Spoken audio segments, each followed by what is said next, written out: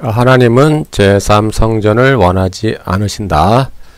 그리고 하나님은 그 땅의 성전 예루살렘을 황폐하게 하시고 그 대체로 대체하시기 위해서 하나님의 백성, 하나님의 성도를 참 성전으로 이제 지어져 간다. 이런 개념으로 제가 앞번 강의에서 계속 설명을 드렸습니다. 세 번째 강의 시간인데요. 아직 그 다니엘 9장 26, 27절이 약간 남았어요. 앞에 강의에서는 이미 그 강의를 통해서 그 마시아흐가 한 일의 언약을 맺고 그 마시아흐가 그 코데시 그 성소를 황폐하게 샤멤 그 코데시 성소 코데시를 샤멤 황폐하게 만들 것이며 그리고 그의 마시아흐의 진노가 그 황폐한 곳에 쏟아질 것이며 그 코데시에 쏟아질 것이며 그 코데시에 끝까지 전쟁이 있을 것이며 그 코데시가 황폐하게 될 것이 이미 작정되었느니라 이렇게 되어 있다고 했어요. 그래서 코데시에는 끝까지 전쟁이 있을 것이다. 거기는 이제 분쟁 지역이 될 것이다. 거기는 평화가 존재하지 않아요. 끝까지 그것은 분쟁 지역으로 남아요. 주님 오시는 그날까지. 그리고 그 코데시는 황폐하게 될 것이 이미 작정되었기 때문에 다시 그것을 뒤집어 엎어서 그곳에 제3의 성전이 지어질 수가 없어요. 라는 취지로 제가 이미 앞에 강의에서 쭉 다니엘 9장 26, 27절 강의를 쭉 했습니다. 주의를 쭉 했어요. 그리고 이제 이 세대주의자들이나 이단들이 오해하는 것은 그 다니엘 8장에 나오는 작은 뿔이 있잖아요. 그 작은 뿔은 달라요. 그러니까 다니엘 7장에 나오는 작은 뿔과 다니엘 8장에 나오는 작은 뿔은 달라요.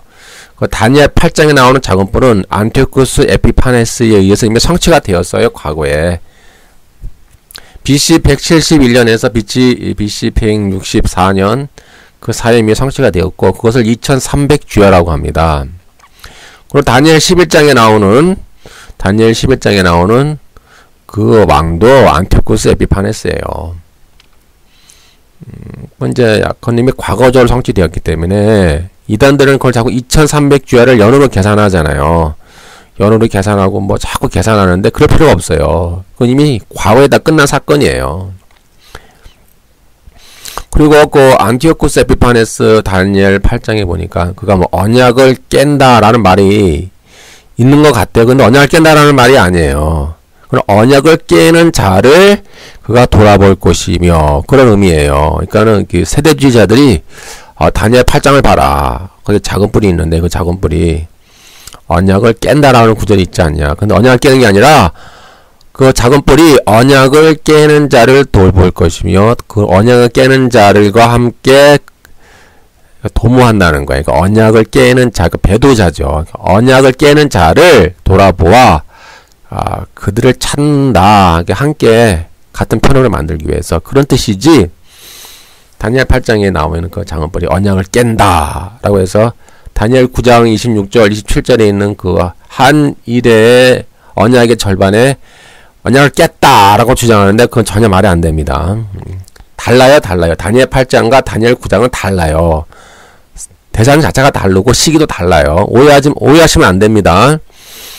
그래서 다니엘 9장에 나오는 그 마시아흐가 한 일의 언약을 맺고 언약을 깼다는 말은 없어요. 그냥 언약을 베리트했어요. 그리고 그 언약의 중간에 제사와 예물을 금지했어요.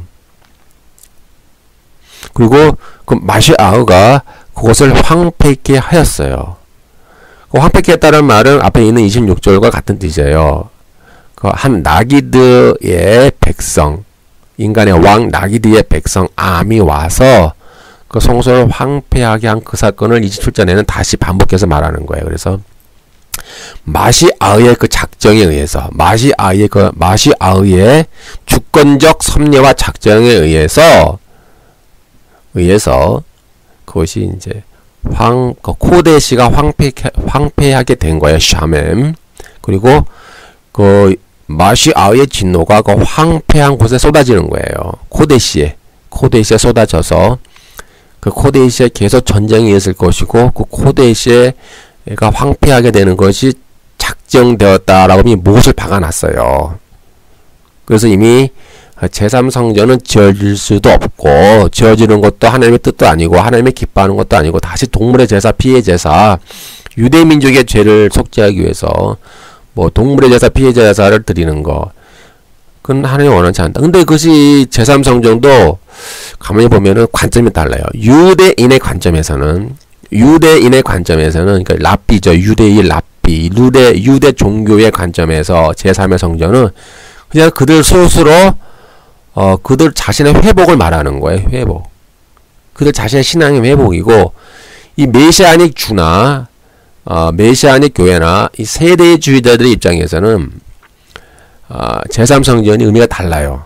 어떤 의미냐면은 그때 유대 민족의 죄, 그러니까 예수님을 십자가에 못 박은 유대 민족의 죄를 속죄받기 위해서 다시 동물의 제사를 드려야 된다, 피의 제사를 드려야 된다라고 해석을 하거든요. 그러니까는 똑같은 제3성전이라도 그 정통 유대인이 보는 관점과 그 세대주의나 뭐 메시아닉 교회나 메시아닉 주들이 보는 관점이 달라요. 그러니까 너무 달라. 그렇게 여러분 이해하시고, 이제 이번 강의는 그 이어서 아직 못한 부분이 좀 남아 있거든요. 그 이어서 조금만 더 할게요. 좀 지루하더라도 조금만 참으세요. 그리고 2단 여러분, 그리고 세대주의자 여러분 끝까지 한번 들어보세요. 여기 보면은 이제 그 마시아흐가 한 이래 동안의 언약을 굳게 맺고 이렇게 나와 있잖아요. 한 이래라고 하는 것은 하나의 메타포라고 제가 말씀드렸고, 7년이 아닙니다. 그건 그냥 7의 언약이에요. 7의 언약.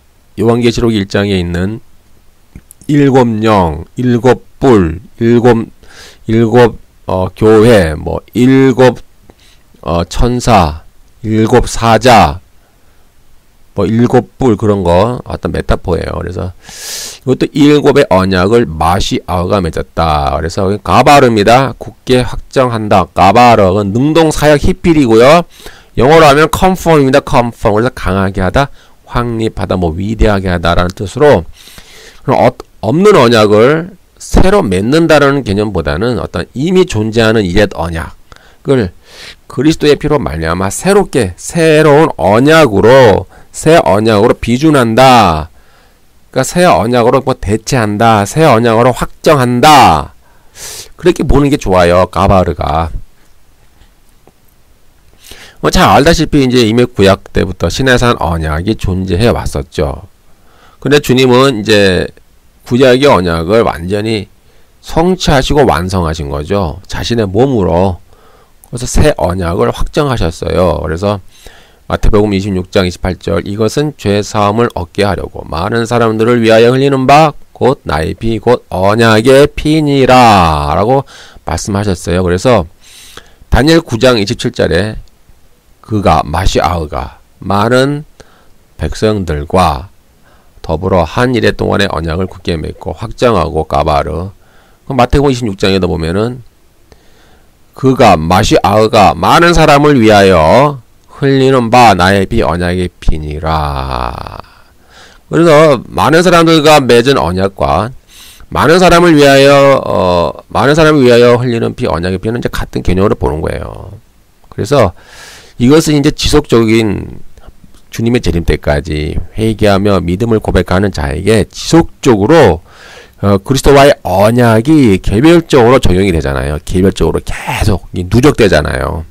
그 수많은 기간 동안에 예수님 재림 때까지. 그래서 결국 많은 사람들과 맺은 언약이라고 할 수 있어요. 계속 새로운 백성이 새로 나오잖아요. 새로 나오고 새로운 교회가 생기고 새로운 하나님의 백성이 생기고 함으로써 결국 주의 재림 때까지 많은 사람들과 맺은 언약, 피의 언약이라고 할 수 있어요. 그럼 왜 주님은 마시아흐가 왜 이렇게 새 언약을 확정하였을까?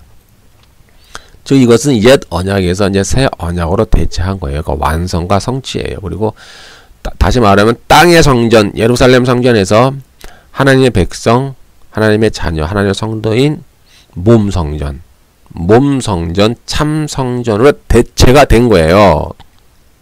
그리고 땅의 성전에서 이렇게 하늘 성전으로 대체가 된 거예요.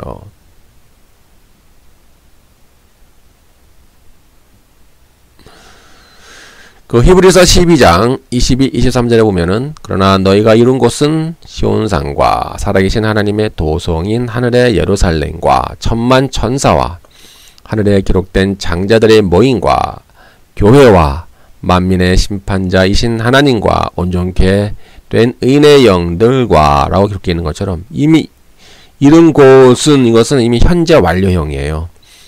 이 땅에 있는 교회는 이미 저 천상의 교회에 이미 이르렀다. 즉 너희가 이룬 곳은 이미 지금 현재의 너희가 지상의 교회에서 너희가 주의 백성으로 살아가고 있지만 너희는 동시에 저 천상 교회의 하나님의 백성, 천상 교회의 일원이다. 이미 히브리서에서 이미 이렇게 밝혀지고 있고요. 따라서 이제 땅의 성전은 의미가 없어요. 진정한 예루살렘 성전은 하늘에 있어요. 그래서 이 땅의 시온산도 의미가 없는 거예요. 저 팔레스틴에 있는 시온산, 예루살렘은 의미가 없어요. 너희가 이룬 곳은 하늘에 있는 시온산과 살아계신 하나님의 도성인 하늘의 예루살렘이다. 라고 항상 히브리서가 옛 언약에서 새 언약으로 이렇게 대체가 되었다라고 하는 것을 강조하고 있습니다. 근데 이것을 구약이 아니라 지금 유대의 랍비는 부인하죠. 유대의 랍비는 이것을 인정할 수가 없는 거예요. 왜? 랍비니까는, 유대인이니까는, 유대인은 신약 성경을 자체를 인정을 안 해요. 그 예수 그리스도 자체도 인정을 하지 않아요. 근데 이러한 유대 랍비의 구약 해석을 그 메시아닉 주나 메시아닉 교회 목사들이 그대로 답습을 하고 있는 게 문제예요. 그러니까 비슷해요. 그러니까 유대 랍비의 그 성경 해석을 메시아닉 교회와 메시아닉 주가 그대로 따라하고 있어요. 상당히 위험한 발상이에요. 그러면은 목사라고 부르지 마세요. 목사라고 자기 자신을 나는 목사입니다라고 하지 마시고 나는 유대의 랍비입니다. 그게 자기의 호칭을 바꾸세요. 랍비라고 하면 상관이 없잖아요. 그 교회라고 하지 마시고 이건 회당입니다. 그래요. 저는 이러한 메시아닉 주, 메시아닉 어떤 교회를 추정하는 회당이며 저는 랍비입니다. 라고 말하는 게 더 좋아요. 자꾸 교회랑 목사라는 칭호를 쓰면 혼돈이 옵니다. 혼돈이 와요. 그러니까는 제가 이 말을 하는 이유는 유대 랍비의 가르침 그대로 따라가면 안 돼요.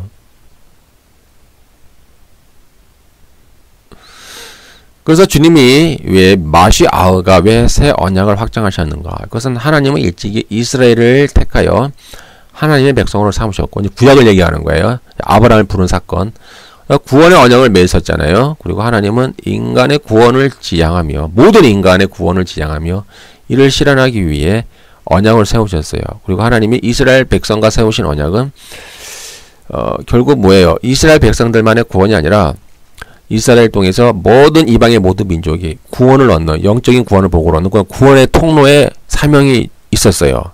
근데 그건 구원의 사명, 그러니까 모든 이방인에게 구원의 통로가 되기로 한 그런 언약의 사명을 이스라엘 백성이 그것을 어겼죠. 깨뜨렸어요. 그리고 스스로가 그런 바알 숭배를 했죠. 하나님과 약속을 깨뜨리고 하나님께 불순종했어요. 그래서 이스라엘은 그들 스스로 구원을 자기 안에 가둬놨어요. 그래서 혈통적으로, 율법적으로. 그래서 유대인의 문제는 뭐냐면 아브라함의 DNA가 있어야 진정한 구원에 맞는 백성이고 아브라함의 율법, 그러니까 모세로 받은 그 율법이 있어야 진정한 하나님의 백성이다라고 믿고 있죠. 지금 유대인이 그래요. 지금 유대인이 왜 예수님을 메시아라고 안 믿냐면은 정말 예수님이 메시아라면은 저 아브라함의 DNA를 갖고 있는 자기들의 12지파를 왜 진짜 메시아라면 왜 구원하지 않냐, 구원하지 못했느냐. 그 때문에 지금 유대 종교가 유대인들이 예수님을 메시아를 안 믿잖아요. 왜요? 그들은 지금도 아브라함의 DNA에 계속 그들 얽매여 있어요. 왜 진짜 메시아라면 왜 아브라함의 DNA를 갖고 있는 아브라함의 12지파를 왜 구원하지 않았느냐로 자꾸 생각하기 때문에 그들 지금도 예수님을 메시아로 안 믿는 거예요. 그것이 지금 유대인의 한계입니다. 한계. 그러나 신약에 와서 그 사도 바울이 뭐라고 설명해요? 아니다. 아브라함의 혈통은 DNA가 아니다.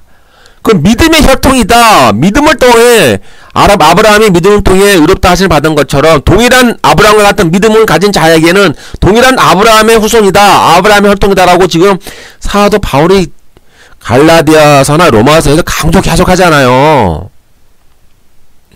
근데 지금도 유대인은 그거를 믿지 않아요. 지금도 유대인은 아브라함의 DNA를 가져야 진짜 12지파라고 지금도 믿어요. 그들은. 근데 지금 다 혼혈됐잖아요. 근데 얼마나 아브라함의 DNA가 남아있는지는 모르겠어요. 지금 유대인들 그들이 주장하는 바.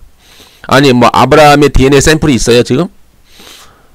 아니 아브라함의 DNA 샘플이 있어가지고 그럼 몇 프로까지가 진짜 유대인이냐, 뭐 20%냐 뭐 30%냐 뭐 그들의 주장에 의하면은 뭐 30%라고 한다면서요.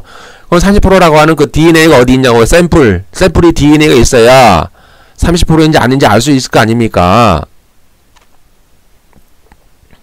그러니까 유대인의 문제는 아직도 그런 아브라함의 DNA를 아직도 의지하고 있어요. 이들은. 그리고 아직도 이들은 그 모세율법을 그 문자적으로 토라로만 보고 있기 때문에 그 율법을 완성하고 성취하기 위해 오신 예수 그리스도를 그들은 용납할 수가 없는 거예요.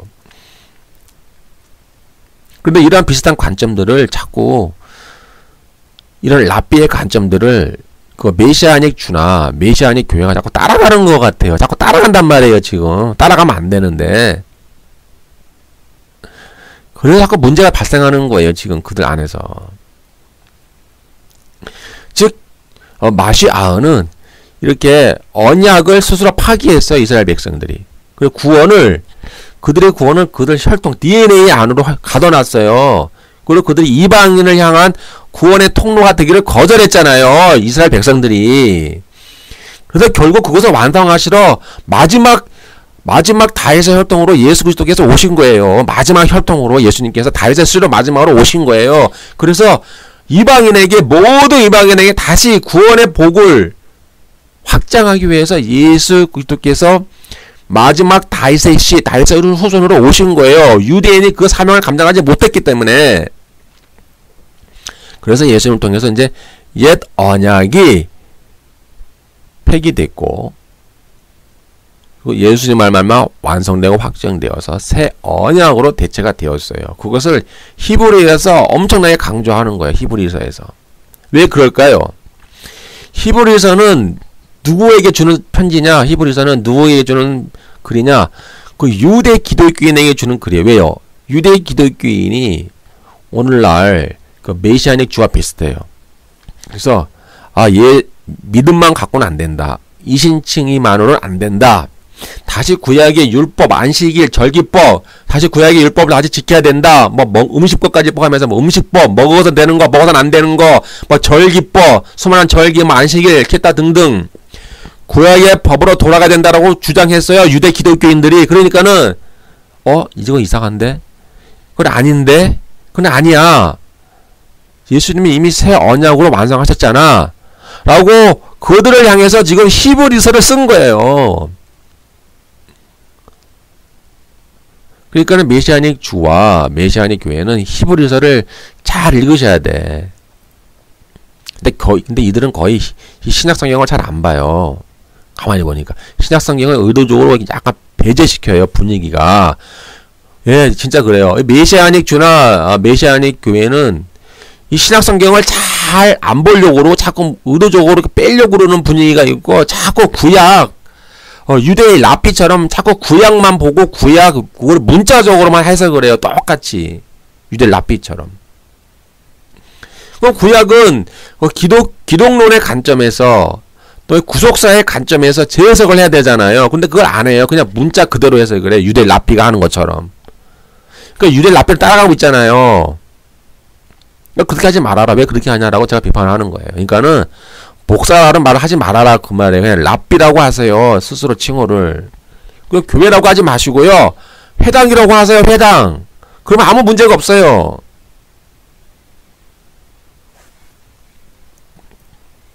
때문에 이 마시아흐가 이렇게 새 언약을 확정했고, 그것을 히브리서가 아주 구체적으로 그 유대 기독교인을 향해서 반박하는 거예요. 다시 율법주의로 돌아가려고 하는 유대 기독교인들을 향해서 히브리서에서 구체적으로 반박하면서 그렇게 하면 안 된다. 이미 새 언약으로 확정됐다. 새 언약으로 대체가 되었다라고 강조하는 게 히브리서입니다. 그래서 하나님이 세우신 이 새 언약은 예수 그리스도를 통해서 모든 믿는 자들에게 주는 속죄와 속죄, 죄사함이 나오잖아요. 영원한 속죄, 영원한 효력을 갖고 있는 영원한 속죄, 그 영생의 약속, 그리고 성령의 약속. 크게 분류하면 그렇게 나와요. 성령의 약속, 영원한 속죄. 뭐 민족의 죄, 뭐 개인의 죄 그런 구분이 없어요. 세대주의자들 주장하는 것처럼 민족의 죄를 회개하기 위해서 다시 동물의 피, 동물의 제사 드릴 필요가 없이 예수님으로 말미암아 이미 영원한 속죄, 단 한 번의 영원한 속죄, 그리고 성령의 약속, 그 다음에 영생의 약속이 이미 주어졌다라고 히브리서는 새 언약을 계속 강조하는 거예요. 근데 이것을 유대 랍비는 안 믿죠. 유대 랍비는 절대 신약을 안 믿어요. 그러니까는 그들은 계속 구약만 주장하는 거야. 유대 랍비는 지금도 구약. 메시아닉 주도, 메시아닉 교회도 계속 구약. 비슷해. 하는 패턴이 비슷해요. 그래서 다시 돌아오면은 하나님이 세우신 이 새 언약은 이렇게 예수 그리스도를 믿는 자들에게 주는 영원한 속죄, 그다음에 영원한 생명, 그리고 성령을 통한 새 언약, 성령의 내주하심, 성령이 내주하셔서 그 모세의 돌판에 쓰여진 율법이 이제는 우리 마음의 법에, 마음 신비에, 마음에 새로 새겨진다. 그것이 새 언약이다. 성령을 통한 새 언약 이렇게 나오잖아요. 그리고 새 언약의 범위는 모든 민족, 모든 인종이에요. 전 세계 모든 이방 민족. 옛 언약은 이스라엘 민족이 자기 스스로 자기 안에 가둬놨잖아요. 아브라함의 DNA를 갖고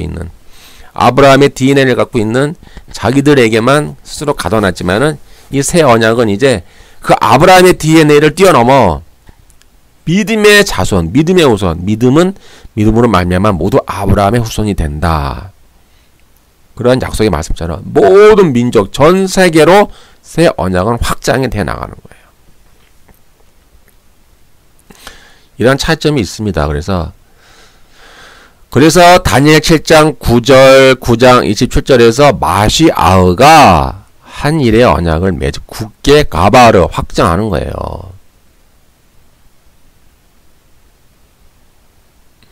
그러면 마지막입니다. 이거 이제 한 일의 중간은 어디까지인가? 이 중간이라는 개념이 아주 중요하잖아요.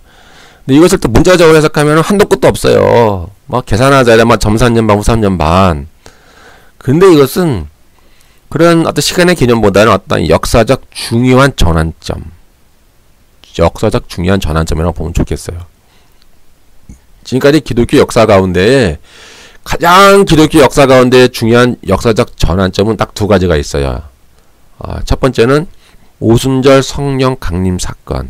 이것은 종말의 도래죠. 말세와 종말이 이미 시작되었다. 그리고 성령의 시대, 성령이 통치하시는 시대가 도래하였다. 이것이 큰 사건이고요. 두 번째 큰 사건은 AD 70년에 예루살렘 성전이 완전히 멸망당한 것. 이것이 큰 두 가지 사건이에요. 그런데 이 일의 중간이라고 하는 것은 이 두 가지 사건 중에 후자, 즉 AD 70년 예루살렘 성전이 황폐화되는 그 사건, 그 역사적 전환점, 큰 사건을 말한다라고 보는 게 좋아요. 그래서 어떤 시간의 개념, 문자적으로 딱 절반 잘라서 하는 것이 아니라 어떤 역사적 큰 전환점이다라고 보는 게 좋고요. 때문에 이것이 요한계시록과 이어진다고 제가 항상 강조했잖아요. 그래서 요한계시록은 나머지 일의 절반, 그래서 이 땅의 예루살렘 성전이 황폐화되고 새로운 하나님의 성전, 참 성전인 하나님의 백성, 하나님의 거룩한 성도가 참 성전으로 지어져가는 과정을 남은 일의 절반, 1260일, 42달이라고 또 한때 두때 반때라고 계속 말하고 있어요. 요한계시록. 그래서 이렇게 성전이 지어져가는 과정을 요한계시록은 지금 묵시적 언어로 묘사하고 있는 거예요. 때문에 점 3년 반, 후 3년 반은 요한계시록에는 없어요. 그리고 점 3년 반, 후 3년 반의 틀로 보면은 요한계시록 자체가 왜곡이 돼버려요. 그건 남의 얘기가 돼버리는 거예요. 우리들의 얘기가 아니고 그냥 유대인의 얘기가 돼요. 7년 대환란을 통과하는 유대인의 얘기가 돼버리고 우리의 얘기는 안 돼요. 왜요? 우리는 그냥 하늘로 뿅 하고 올라가면 돼버리니까. 예? 하늘로 뿅 하고 하늘로 올라가 버리니까 우리하고 전혀 상관이 없는 스토리가 되는 거예요. 요한계시록이.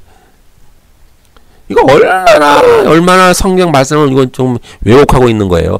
요한계시록은 우리에게 주는 말씀이라니까요. 우리. 이 종말 시대를 살아가고 있는 현대 종말 시대, 현대를 살아가고 있는 현대 기독교인들에게 주는 중요한 메시지가 요한계시록에 담겨 있어요. 그건 남의 얘기가 아니에요. 요한계시록. 우리들의 이야기예요. 우리들의 이야기. 너희들도 고난당하고 순교당하고 너희도 핍박당하는 교회가 되라는 거예요. 그 너희들도 바벨론 제국과 싸우고 사탄과 싸우고 음녀와 싸우고 짐승과 싸워서 이겨라. 지금도 이 땅에 존재하는 그 눈에 보이지 않는 바벨론 제국과 음녀와 짐승과 사탄과 지금 너희가 싸워라. 그리고 이기는 자가 되어라라고 지금도 오늘날 우리에게 요한계시록은 말씀해주고 있는 거예요. 그리고 그러므로 말하면 너희는 하나님의 새로운 성전으로 지어져 간다. 그래서 요한계시록 21장에 하늘에서 내려오는 거룩한 성 예루살렘 어린 양의 안에 그리스도의 신부가 된다라고 요한계시록이 말씀하고 있는 거예요. 그러니까 우리들의 이야기. 그러니까 제가 비판하는 이유는 이렇게 세대주의적 관점으로 요한계시록을 해석하면은 너무나 왜곡이 돼가지고 딴 이야기가 돼버려요. 그리고 뭐 핵전쟁이 일어나고 뭐 미사일 쏘고 잠수함에서 미사일 쏘고 뭐 항공모함에서 비행기가 날아다니고 저기 중국에서 이영명의 군대가 탱크 몰고 오고 저 러시아에서 러시아 연합군이 막 비행기 타고 오고 막 탱크 타고 오고 막 미사일 쏘고 막 그런 3차 세계 대전의 스토리, 3차 세계 대전의 어떤 스토리야 소고설로 쓰여지는 거예요. 그러니까는 요한계시록 이야기를 자꾸 이상한 이야기로 만들어 버리는 거예요. 그럼 다시 돌아와서 한 일의 언약의 중간은 어디까지냐? 그 역사적 전환점이라고 그랬죠. 그 기준이 뭐예요? 다시 그러면 9장 27절을 봐야 돼요. 그것은 뭐예요? 멸망에 가증한 것. 가증한 것은 퀴쿠츠예요. 퀴쿠츠 남성 복수.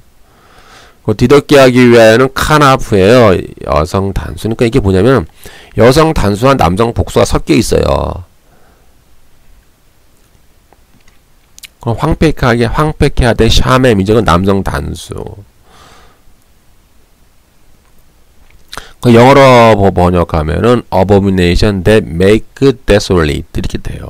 멸망에 가증한 것이 9장 27절에 기록되어 있죠.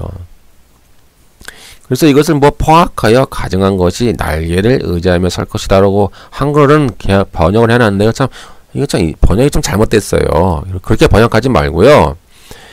가증한 것들로 뒤덮게 하기 위하여 그것들을 황폐하게 하되 샤맴 능동 강조 피해래요.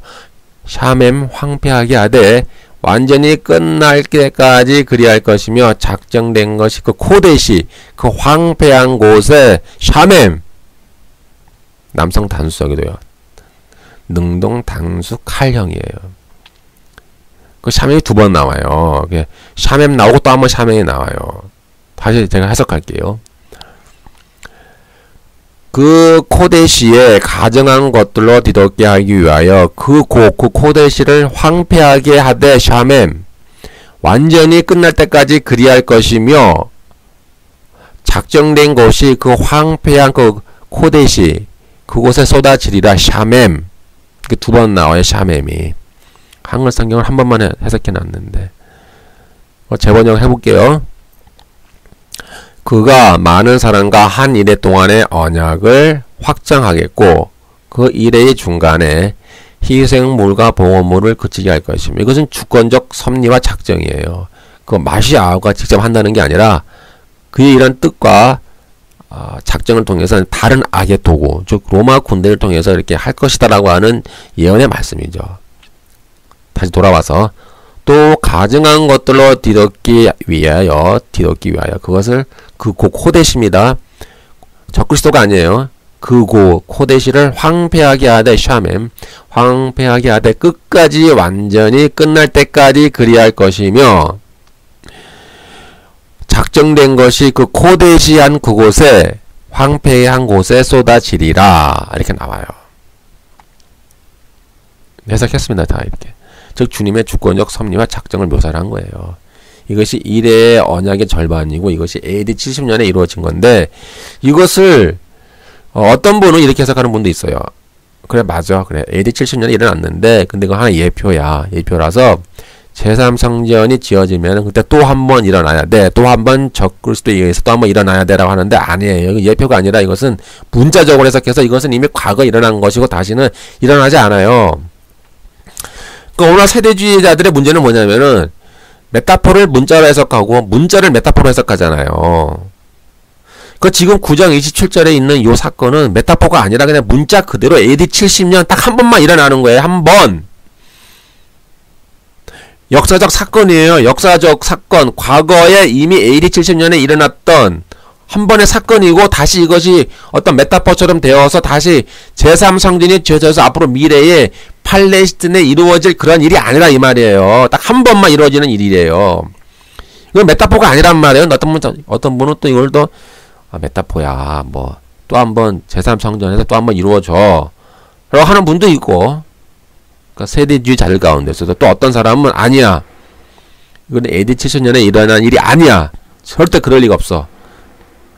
특히 마태복음 24장 15절 다니엘의 말한 바 멸망에 가정한 것이 거룩한 곳에 선 것을 보거든 이 말씀과 이 9장 27절의 말씀이 똑같은 말씀이거든요. 세대주의자들은 아니야 그럴 리가 없어. 이것은 무조건 미래에 있을 일이야. 무조건 미래에 제3성전에 일어날 일이야.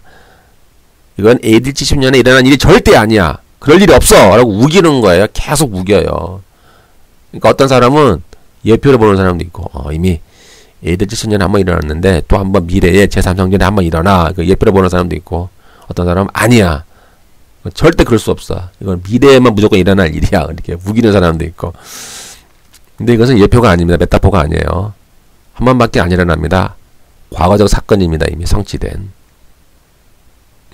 때문에 제3성전이 지어질 수도 없고 지어지는 것도 하나님의 뜻도 아니고 지어진다고 한들 하나님이 기뻐하지도 않아요.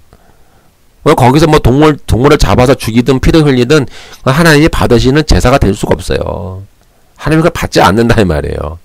뭐처럼 카인처럼 카인의 제사를 하나님이 받지 않았잖아요. 똑같이 되는 거예요. 이제 뭐 드리면 뭐예요? 동물을 잡아서 뭐 불에다가 태워 죽이든 뭐 피를 뿌리든 뭐 단에다 뿌리든 뭐 아무 의미가 없는 거예요. 그것은 더 이상 아무 의미가 없는 그냥 종교 행위일 뿐이에요. 하나님이 받지 않는.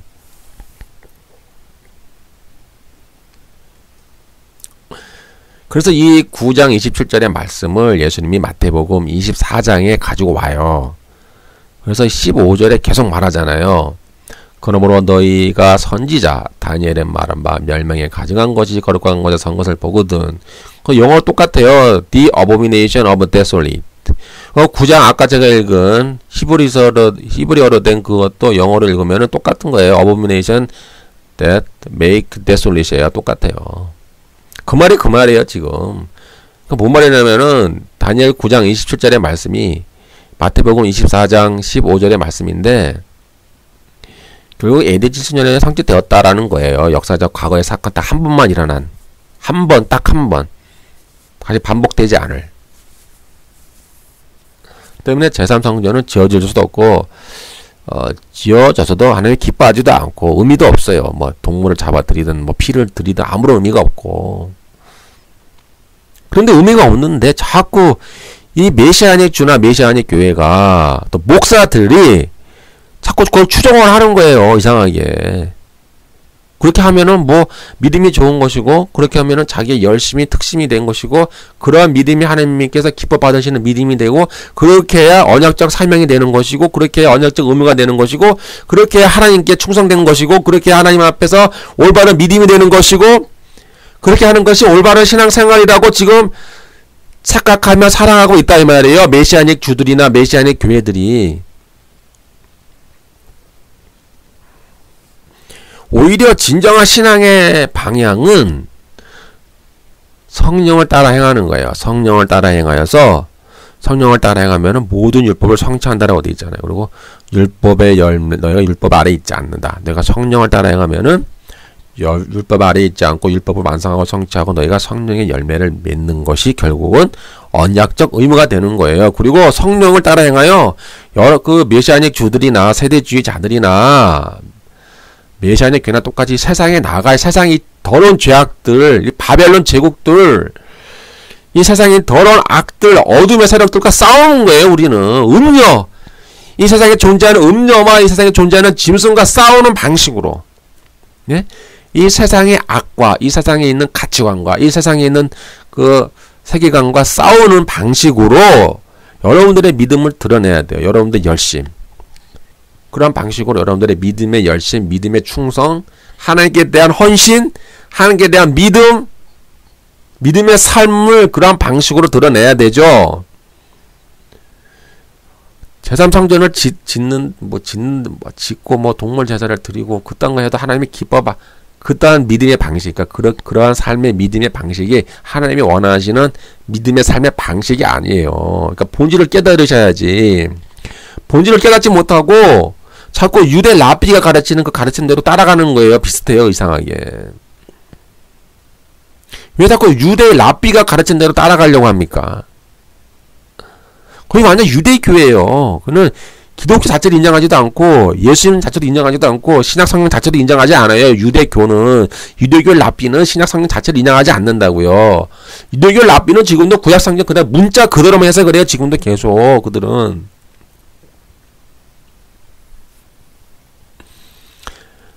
이 유대 랍비는 삼위일체라는 개념 자체도 부인하고 뭐 예수님 자체를 믿지 않으니까 부인하니까. 그 예수 그리스도의 선제도 믿지도 않고 다 안 믿어요. 그냥 무조건 그들은 유일신 하나예요.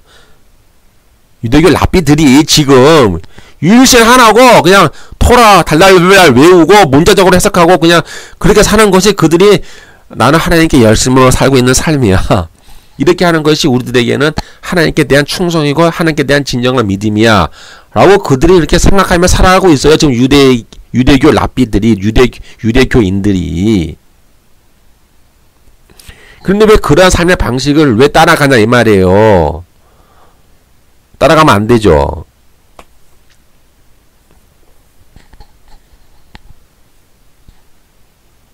아직 갈 길이 멀어요. 갈 길은 먼데 그래도 로마서 11장에 사도 바울이 말하기를 유대인들이 이방인의 수가 충만한 수가 차면은 유대인들이 회심한다로 기록되어 있지 않습니까? 그러니까 그런 종말론적 전망을 우리는 그냥 소망하는 거예요. 근데 아직 갈 길이 너무 멀어요. 멀고 이 생각 차이와 이념 차이가 너무 멀고 그런데 이것을 자꾸 옹호하는 집단들이 있어요. 이 개신교 내부 안에 유대교를 옹호하는 집단들이 있어요. 특히 그 종교다원주의 약간 이런 색채를 띤 사람들 중에 특히 이제 구약을 전공한 사람들, 구약신학을 전공하면서 약간 이 종교다원주의적 이런 어떤 색채를 띠고 있는 사람들이 이상하게 자꾸 유대교 그대 유일신 사상, 그 유대교의 그런 어떤 랍비의 교훈들, 그 유대교 그 랍비가 가르치는 그 구약의 가르침을 그대로 따르는 것을 이상하게 옹호하는 입장이 많아요. 이 개신교 내부 안에. 그러면서 뭐라고 주장하냐면은 기독교는 너무 독선적이다.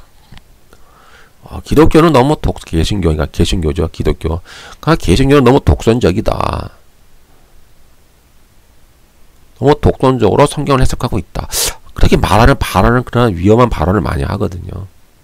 그리고 기독교를 어떤 유대교 종파의 하나일 뿐이었다. 그렇게 해석을 해요. 그러니까 뭐냐면 기독교는 원래 유대교에 나온 유대교 안에 있는 다양한 종파가 있었는데 그 다양한 유대교 안에 있는 종파 가운데 하나가 정통이 되어서 그 하나가 커진 것이 기독교다. 그렇게 해석을 해요. 진짜로 구약신학을 전공한 약간 종교다원주의 색채를 가진 그런 교수들 가운데서 그렇게 유대교를 옹호하면서 그렇게 이 개신교를 그렇게 생각하는 사람들이 많이 있어요. 아직도. 그러면서 뭐라고 주장하냐면은 그들은 결국 종교 통합을 주장하잖아요. 그러니까 결국 그들의 입장에서는 뭐 유대교든지 다른 종교를 믿든지 다 상관없어요. 사실 뭐 하나님만 믿으면 돼. 그리고 뭐 착한 일만 많이 하면은, 좋은 일만 많이 하면은 다 구원 받는다. 종교 따위는 중요하지 않는다. 뭘 믿든 상관없다. 그냥 착하고 선하게만 살면은 하나님이, 그 자비로운 하나님이 다 구원해 주신다라고 믿는 그런 사상이 내부에 깔려 있기 때문에, 뭐 유대교에 대해서 상당히 이렇게 포용적인, 우리가 물론 그들 배척하면 안 되죠. 아니, 로마서 11장에 나와 있잖아요. 그들이 주님 앞에 회심한다고. 그러니까 우리는 그 종말론적 전망을 우리가 소망하는 거예요. 그런데 그렇다고 해서 저 유대교 랍비의 교훈을 너무 옹호하면 안 되죠. 그들의 그 유대교 랍비의 그 가르침을 우리가 너무 옹호해서, 그래 맞아, 너희들 말이 맞아, 그래 너희들 말이 다 옳은 것 같아, 그래 유대교 너희들의 교훈과 그 랍비들의 가르침이 다 맞아. 그리고 개신교는 너무 독선적이야. 개신교는 하나밖에 몰라. 너무 배타적이야. 그리고 기독교는 신약 성경 자체를, 신약 성경 안에 오류가 많이 있어. 근데 너희가 그것을 잘 몰라서 그렇지, 신약 자체도 문제가 많은 거야. 그렇게 이제 주장하는 그룹들이 자꾸 생겨요. 이상하게. 이거 상당히 위험하지 않습니까? 위험한데. 제가 보기엔 위험한데요. 아니, 우리가 유대교인을 우리가 유대교를 우리가 배척하면 안 되죠. 배척할 필요가 뭐가 있겠어요. 그런데 그 유대교의 랍비들의 교훈을 우리가 다 수긍하면서, 맞아 너희들 맞아, 그래 개신교는 너무 독선적이야. 그 기독교 안에는, 신약 성경 안에는 문제도 많어. 이렇게 하면서 그 신약 성경을 저술한 사도 바울이나 어떤 사도 베드로나 기타 등등 사도 요한이나 이런 사도들의 어떤 그 신약 성경을 기록한 이 부분들을 상당히 폄하시켜요. 상당히 등급을, 이 그레이드를 떨어뜨린단 말이에요. 그리고 오히려 구약의 가치, 그 유대 랍비의 가르침을 올려놓고 신약의 가르침을, 등급을, 그레이드를 떨어뜨려놔요. 이상하냐, 분위기가 약간 이상하게 가는 것 같아요. 오히려 특히 종교다원주의자들이 이렇게 좀 접근하는 방식이 있는 것 같아요. 그래서 좀 위험하다, 제가 이렇게 말씀드리는 거예요. 따라서 다시 본문으로 돌아오면은 마태복음 24장 15절의 그 사건이 다니엘 9장 27절의 그 사건이고, 그것은 결국 AD 70년에 이미 성취가 되었고, 다시는 제3의 성전을 통하여 다시 반복되지 않는 일회적인 일회 단 한 번밖에 없었던, 다시는 일어나지 않을 그러한 역사적 사건이다 라고 저는 이렇게 말씀드립니다.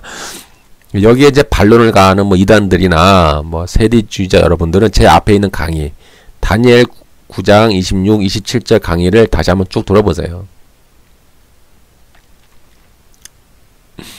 그리고 이어서 이제 다음 강의에는 참 성전이 되시는 예수님, 그리고 참 성전으로 지어져가는 하나님의 백성, 하나님의 성도들이라는 주제로 강의를 이어가도록 하겠습니다.